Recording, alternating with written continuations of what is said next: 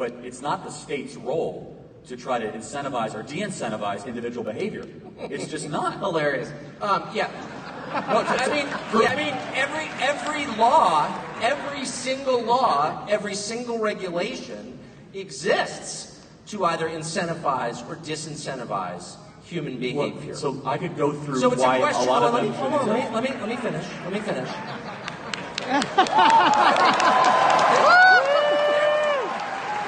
I mean, look, and I don't want to overstate the extent to which we disagree. I mean, I think basically we're in agreement. I certainly don't want to see, a police state run out of Washington that monitors my behavior, that punishes. Oh, I'm sorry, I already have that. Okay.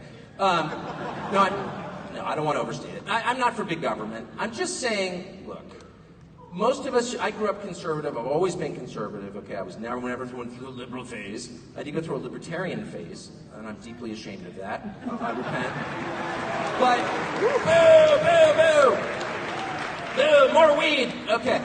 So if I were in charge of the country, I would articulate what the goal is, and the goal is not process. I mean, look, there are principles that must be upheld because they inevitably wind up in a better place than the abandonment of those principles. I'm not making an argument against principle.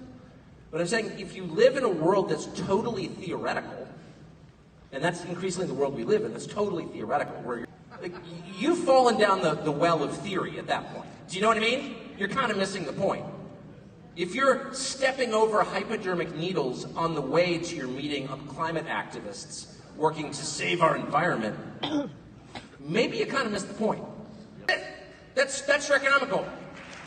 So I grew up, and by the way, increasingly, that's impossible. That's an unattainable goal. And the people in charge on both sides, but I would say particularly on the Republican side, spend a lot of time trying to cover that fact by lecturing you about markets.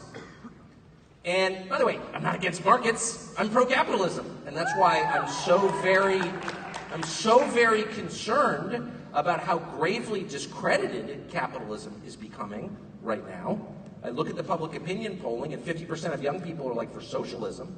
And if you're me, who actually lived in a world where socialism controlled half the world and enslaved it, and impoverished it, and exacerbated inequality, you're like, what? How could you reach that conclusion? And part of the answer is, well, because propaganda works, and kids are taught that in school, and a lot of them believe it. Okay, that's part of the answer. That's not the whole answer, though. And we're lying to ourselves if we think it is. The whole answer includes this fact.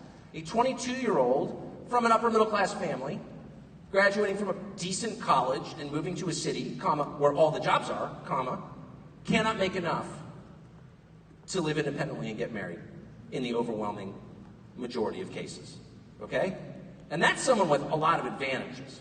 What about someone who's maybe slightly less clever and not from a prominent family and went to a not so impressive school or didn't go to college at all or went to community college? How's that person going to do? Chances are not well at all. So how is the system working exactly? You tell me. I'm not against initiative. I'm not against getting rich. I'm totally for it. But I'm definitely against a system where really the only success stories are 27 billionaires who hate America, which is where we are now. So at some point you need to ask yourself, how is this working? But if the kid down the street can't get married, I don't want to live in that country. What I care about is families. I care about, because in the end, that is all that matters. So let's talk about that. I'm an Episcopalian. I'm not an evangelical, okay? Probably should become one. Yes. But I'm not saying this because I went to Oral Roberts University, okay? I'm just saying this because it's obvious. So in your mind, do you think it's the role of the state to try to create a better functioning family unit? I mean, you said the primary focus of the state, if you were in charge, would be to try to enfranchise young people. I would say the role of the state should be to, first of all, prevent its own power from encroaching on the liberties and freedoms of its citizenry. I think I've always thought that. But I would say, Tucker, here's where we might find some fun disagreement. The reason we have the broken culture we have is because people have tried to centrally plan it for the last 40 years.